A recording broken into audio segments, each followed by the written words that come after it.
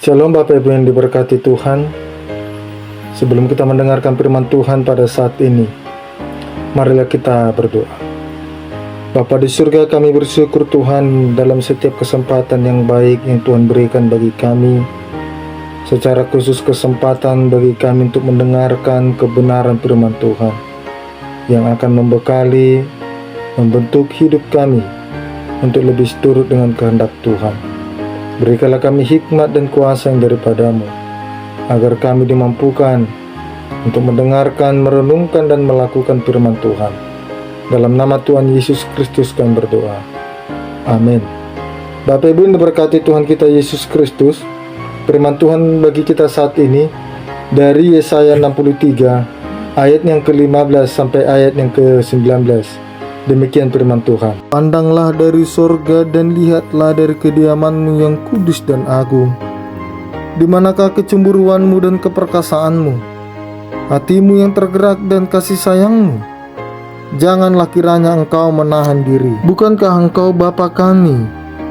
Sungguh, Abraham tidak tahu apa-apa tentang kami, dan Israel tidak mengenal kami. Ya Tuhan, Engkau sendiri Bapa kami. Namamu ialah penebus kami sejak dahulu kala.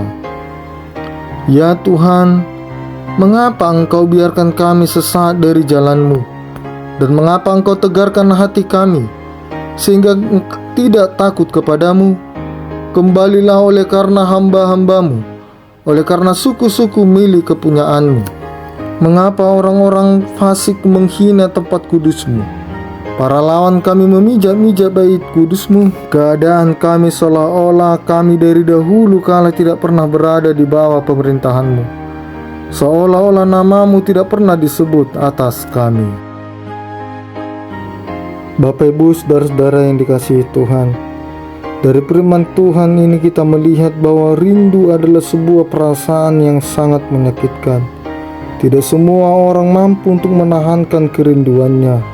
Bahkan di tengah-tengah pertemuannya dengan seseorang yang dia kasihi, ketika sudah lama tidak bertemu, mereka akan memanfaatkan waktu dan kesempatan untuk bercerita dan saling tukar pikiran. Maka dari firman Tuhan ini kita belajar bahwa kita tidak melupakan kebaikan dan identitas Tuhan sebagai Allah.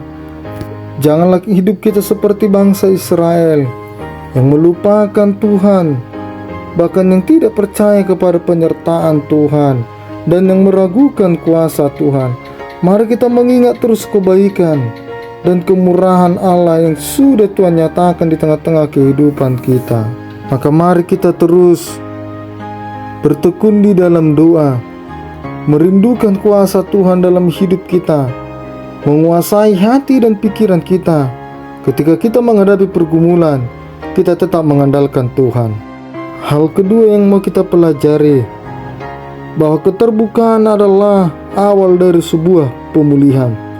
Kejujuran di dalam hidup, mengakui kesalahan, dan meminta ampun kepada Tuhan adalah bagaimana bentuk penyesalan yang terdalam bagi kita, bahwa kita mau meninggalkan dosa-dosa itu dan berkomitmen untuk tetap berjalan di jalan Tuhan. Maka jangan ragu untuk mengakui kesalahan kita di hadapan Tuhan dan berusahalah untuk memperbaikinya sehingga hidup kita boleh berkenan di hadapan Tuhan.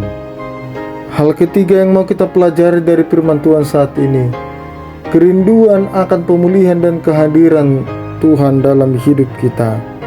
Bapak Ibu yang dikasihi Tuhan, kerinduan akan pemulihan dan kehadiran Tuhan menggambarkan betapa hampa dan rapuhnya hidup kita ketika kita merasa lepas dari Tuhan, ketika kita tidak hidup di dalam pimpinan Tuhan. Maka hari ini kita mau belajar bahwa kerinduan utama di sini bukanlah sekedar terbebas dari masalah, melainkan pulihnya kembali kehadiran dan kemuliaan Tuhan di tengah-tengah kehidupan kita bersama. Amin.